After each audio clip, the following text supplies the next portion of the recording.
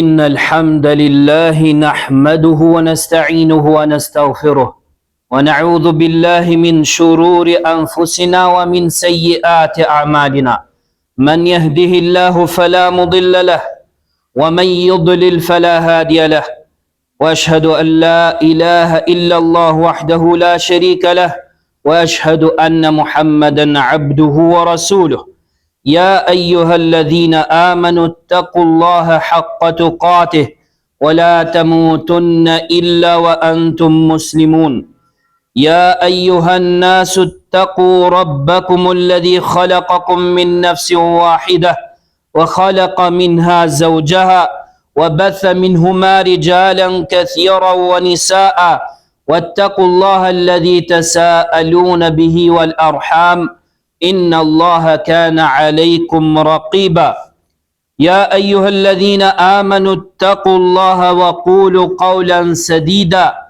يصلح لكم أعمالكم ويغفر لكم ذنوبكم ومن يطع الله ورسوله فقد فاز فوزا عظيما أما بعد فإن خير الحديث كلام الله وخير الهدي هدي محمد صلى الله عليه وسلم وشر الأمور محدثاتها وكل محدثة بدعة وكل بدعة ضلالة وكل ضلالة في النار.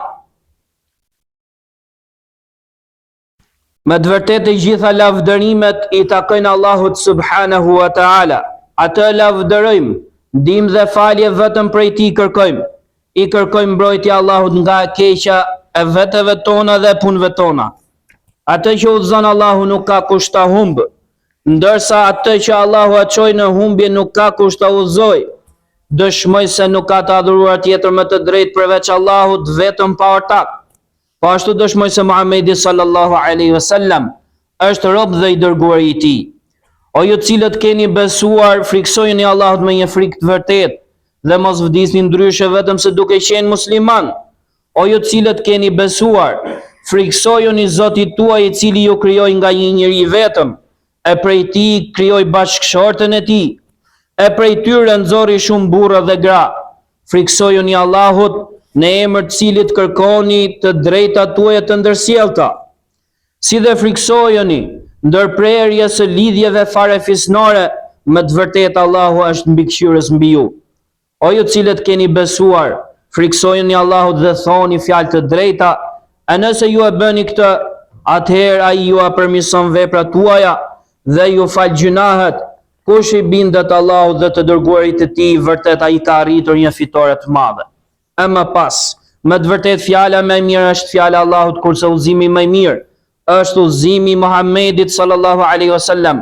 Punët më të këqija janë shpikjet në fe. Çdo shpikje është bidat, çdo bidat është humbje dhe çdo humbje është në zjarr. E më pas, robërt Allahut, kur pejgamberit sallallahu alaihi wasallam I zbriti shpallja e kësaj feje madhështore nëpërmjet Xhibrilit alayhis salam në shpellën Hira, ai përjetoi një frikë që nuk e kishte përjetuar ndonjëherë më parë. Ndaj ai shkoi bashkë me Khadijën radhiyallahu anha tek djali I xhaxhait të saj, që quhej Waraka ibn Naufal, I cili ishte shumë I thyrë në moshë dhe kishte dije për Teuratin dhe Injilin. Kështu pejgamberi sallallahu alaihi wasallam I tregoi atij atë çfarë kishte parë dhe çfarë I kishte ndodhur në shpellën Hira. Dhe Waraka ibn Naufal e njoftoi atë duke thënë se ai që I kishte shkuar pejgamberit sallallahu alaihi wasallam në shpellën Hira është Namusi, ëngjëlli që Allahu e zbriti te Musa alayhis salam. Madje ai tha atij, as sikur ti isha I ri, kur populli yt do të përzën dhe të dëbojnë ty. Atëherë I dërguari Allahut sallallahu alaihi wasallam tha, a mukhrijiyahum, valla do të më dëbojnë ato mua? Waraka ibn Naufal ju përgjigj dhe I tha, po, nuk ka ardhur ndonjë njeri me atë që ka ardhur ti, pra me fen islame që ti ke sjell, veç se është armiqësuar, e nëse mua më zë dita jote, pra nëse unë jam gjallë atëherë, do të ndihmoj me një ndihmë të fuqishme. Pastaj Waraka ibn Naufal nuk qëndroi shumë kohë dhe vdiq. Robert Allahut, ky hadith na tregon qartë neve se kush është musliman, kush mbart mbi vete fenë islame, e cila është e vërteta absolute, e praktikon atë dhe thërret për tek ajo, ai do të armiqësohet dhe do të luftohet, do të dëmtohet dhe do të sulmohet me forma dhe taktika nga më të ndryshmet, ashtu si kurse paralajmëroi Waraka ibn Naufal në këtë hadith. Dhe kjo është pikërisht ajo që ne po dëshmojmë vetë në kohën tonë, ku muslimanët përveç faktit që po vritën kudo në përbot, por edhe po sulmohen, fyen dhe në çmohen haptazi me pa të drejtë nëpër mediat televizive dhe rrjetet sociale. Madje më habitshme është se ata që janë vërsulur islamit dhe muslimanëve sot, sidomos në vendin tonë, pretendojnë se janë njerëz të ditur dhe të kulturuar dhe se kanë dashuri të madhe për muslimanët. Mirë, po e vërteta është krejt ndryshe. Nga sa urrejtja e madhe që ato ushqejnë brenda vetes së tyre ndaj islamit dhe muslimanëve, del në pa po nëpërmjet vetë fjalëve dhe veprave të tyre, si dhe nëpërmjet gjuhës dhe shkrimeve të tyre. Kështu, njëri prej tyre e titulloi librin e tij Jam musliman, dhe me të ai kishte për qëllim të refuzonte dhe të kritikonte islamikët, ashtu si kurse shprehet edhe vetë ai, ku sipas tij ata janë ndryshe nga muslimanët. Pra në këtë rast ai bën një ndarje të çuditshme që nuk e kishim dëgjuar ndonjëherë më parë, nga se në të vërtetë nuk ka dallim midis tyre. Madje ai shton dhe thot, duke kritikuar se islamikët janë ata që duan një shtet me shariat, pra me ligj Kuranin, dhe jo një shtet me ligje njerëzish. Janë ata që mbulojnë gratë dhe vajzat e tyre me shami. Janë ata që nuk zhvishen në det, sikurse zhvishemi ne. Janë ata që nuk bëjnë fotografi, sepse fotografia është haram. Janë ata që mbajnë mjekra dhe shkurtojnë mustaqet. Janë ata që shkurtojnë pantallonat. Janë ata që nuk janë liberal, por se janë radikal. Pra ai nëpërmjet këtij libri, në të vërtetë sulmon Kur'anin, edhe pse thot unë nuk e kam me Kur'anin, sepse të gjitha këto gjëra që i përmendi ai janë gjëra për të cilët ka udhëzuar Kur'ani fisnik. Ndaj, sa i përket ligjit të shariatit, që ai e refuzon me të madhe, Allahu i lartësuar është ai që e lavdroi shariatin, i cili është ligj dhe gjykimi i tij, ndërsa ligjin e dikujt tjetër përveç ligjit të tij e qortoi duke thënë: Afa hukma al-jahiliyati yabghun wa man ahsanu min Allahi hukman liqaumin yuqinun. Vallë, a gjykimin, ligjin e ignorancës po dëshirojnë, po kush është më i mirë, më i drejtë se sa Allahu në gjykim për një popull që janë të bindur sa Allahu është gjykuesi më i mirë. Pra ky ajet Kurani i lavdëron shariatin, mirë po ata nuk duan shariat, sepse shariati ka drejtësi, ka moral, ka virtyte dhe dinjitet, ndërsa ligjet e tjera vetë shariatit janë të mbushura me padrejtësi, me shthurje dhe paturpsi, të cilat u përshtaten tekave dhe epsheve të tyre. Ndërsa sa i përket shamis dhe mbulimit të femrës, që ati dhe shumë të tjerë si puna ati unë gjallu rejtje, Allahu i lartësuar urdhëron dhe thot: Ja ejuhën nëbi, kulli azwajike wa banatike wa nisa'il mu'minina yudnina alejhinna min gjelabibihin, dhalike adna an yu'rafna fala yu'dhejn, wa kana Allahu ghafurur rahima. O pejgamber, thua ju grave dhe vajzave të tua, si dhe grave të besimtarve, që ta lëshojnë gjilbabin, pra mbulesën e tyre mbi kokë. Kjo është më afër që ato të njihen, që ato të njihen se janë të ndershme, të moralshme, e të mos ngacmohen nga të tjerët, me të vërtetë Allahu është falës i madh dhe mëshirues. Pra, siç e shikoni, edhe mbulimi i femrës është urdhëruar me Kur'an. Mirë po atyre nuk ju pëlqen kjo gjë, sepse dispozita të tilla janë pro familjes, pro moralit dhe pro ruajtjes së nderit, gjë e cila bën ndesh me planet e tyre djallëzore. Ndërsa sa i përket zhveshjes në plazh, por edhe jashtë plazhit në përgjithësi, Allahu i lartësuar ndalon duke thënë: "Waqarna fi buyutikunna wa la tabarrujna tabarruj al-jahiliyati al-ula." Qëndroni në shtëpitë tuaja dhe mos u zhvishni sikur zhvisheshin në kohën e ignorancës së hershme. Pra zhveshja, sikurse dëgjuam, është vepër e kohës së ignorancës, është prapambetje dhe shturje, ndërsa këta pretendojnë se zhveshja është emancipim, përparim dhe modesti. Ndërsa sa i përket mjekrës, aja është prej fesë son, nga se pejgamberi sallallahu alaihi wasallam ka thënë: "Khaliful mushrikin, ahfu shawarib wa awfu liha." Dallohuni nga idhujtarët, shkurtoni mustaqet dhe lëshoni mjekrën. Pra ashtu sikurse femra është urdhëruar për të mbuluar, ashtu edhe burri është urdhëruar për lëshimin e mjekrës, pasi mjekra është cilësi e burrave dhe zbukurim për ta. Ndërsa shkurtimi i rrobës bëhet për shkak që njeriu të jetë sa më i thjeshtë dhe jo ta lëri rrobën e gjatë në shenjë mendjemallësie, pasi Allahu i lartësuar nuk i do ata që janë mendjemëdhej. Ndërsa sa i përket fotografive, të cilat përmbajnë fytyra gjallësash, qofshin fytyra njerëzish, kafshësh apo shpendësh, ato janë të ndaluara në fen ton, nga se njeriu ditën e gjykimit do të ketë ndëshkim për fotografimin e tyre, madje atij do t'i kërkohet që t'i japi shpirt asaj fotografie që ai e bëri. Plus që në atë shtëpi që ka fotografi gjallësash apo skulpturat e tyre nuk futen engjëjt.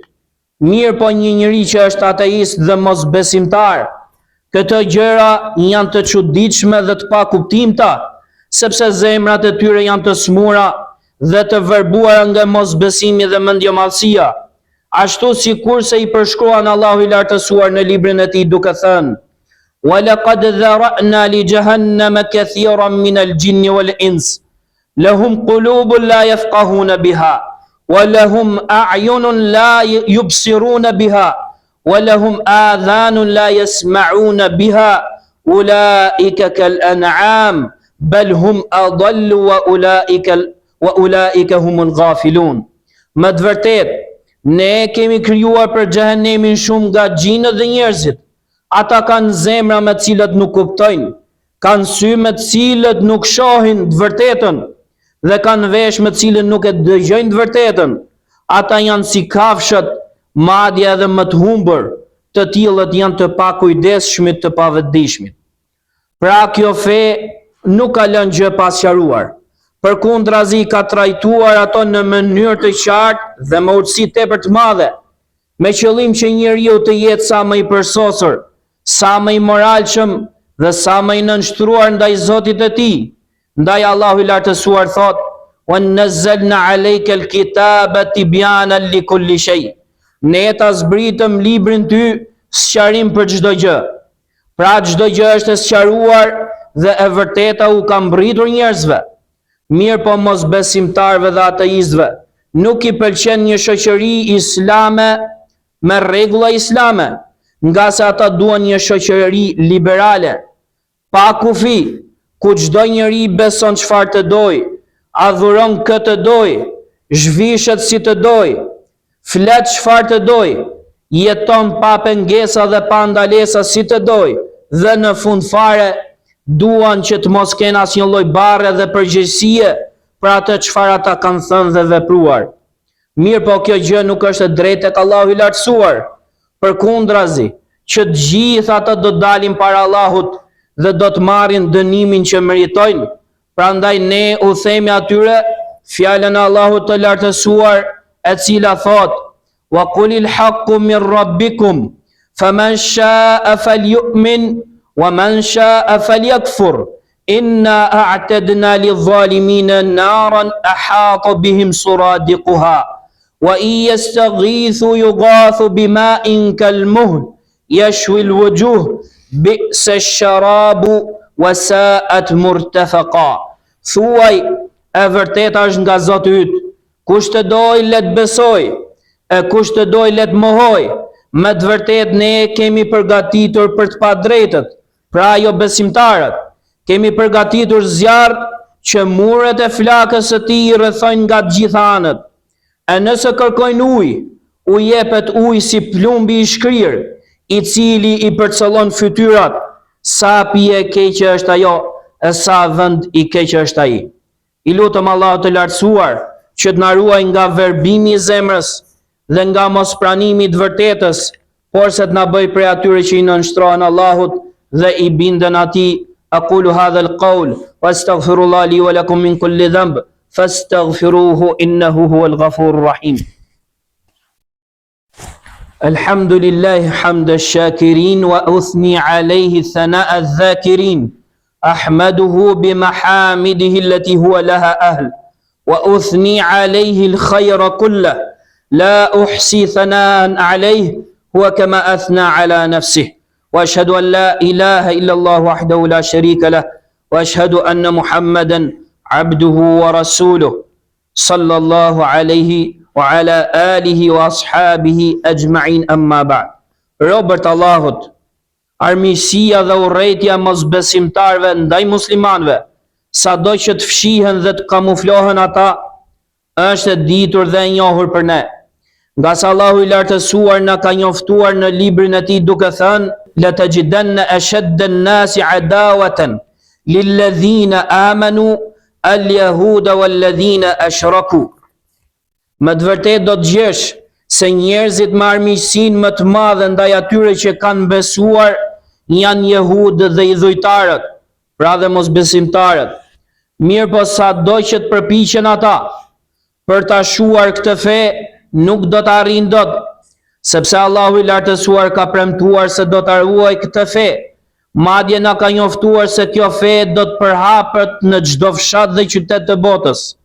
Ashtu si kurse ka njoftuar pejgamberi sallallahu alaihi wasallam në hadithin e tij duke thënë: la yablughanna hadha al-amru ma balagha al-laylu wan-nahar wa la yatruku Allahu baytan madarin wala wabar illa adkhalahu hadha ad-din bi'izzi azizin aw bidhulli dhalilin.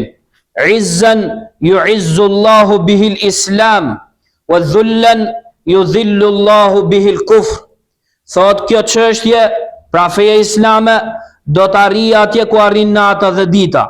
Dhe Allahu nuk do të lëri shtëpi, qyteti apo fshati, përveç se do ta fusi këtë fe në të, qoftë nëpërmjet forcimit të ndonjë personi të nderuar, apo nëpërmjet poshtrimit të ndonjë personi të poshtruar. Forcë me të cilën Allahu forcon islamin, dhe poshtrim me cilin Allahu mposht kufrin, mosbesimin. Pra kjo fe do të përhapet kudo dhe do të triumfojë mbi të gjitha fetë dhe mbi të gjitha idet. Kështu që ne u themi atyre, ashtu siç thot Allahu i lartësuar në Kur'an: mutu bi ghaydhikum, vdisni me mlefin tuaj, nga se përveç mlefit dhe urrëties që keni, kur nuk do triumfoni, sepse përfundimi i mirë i takon vetëm të devotshmeve, ashtu sikur se thot Allahu i lartësuar: tilka ad-darul akhiratu naj'aluha lil ladhina la yuriduna uluwan fil ardi wala fasada wal aqibatu lil muttaqin. Atë botë të ahiretit ne e bëjmë për ato që nuk kërkojnë mendje, madhësi dhe arrogancë në tokë e asprishje, dhe përfundimi i mirë është për të devotshmit. Ndërsa për mohuesit dhe mosbesimtarët, Allahu i lartësuar thot: dharhum ya'kulu wa yatamatta'u wa yulhihimul amal fasawfa ya'lamun. Lëri ata të hanë, të kënaqen dhe t'i shpërqendroj shpresa i gjatë, së shpejti do ta marrin vesh kur të dalin para Allahut ditën e Kiametit. I lutëm Allahut të lartësuar që ta lartësoj islamin dhe muslimanët dhe t'i poshtroj ata që duan poshtrimin e islamit dhe të muslimanëve. Ibadallah, inna Allaha ya'muru bil adli wal ihsan wa ita'i dhil qurba wa yanha 'anil fahsha'i wal munkari wal baghi ya'idhukum la'allakum tadhakkarun fadhkurullaha al-'azim yadhkurkum washkuruhu 'ala ni'amihi yazidkum wa la dhikrullahi akbar wallahu ya'lamu ma tasna'un.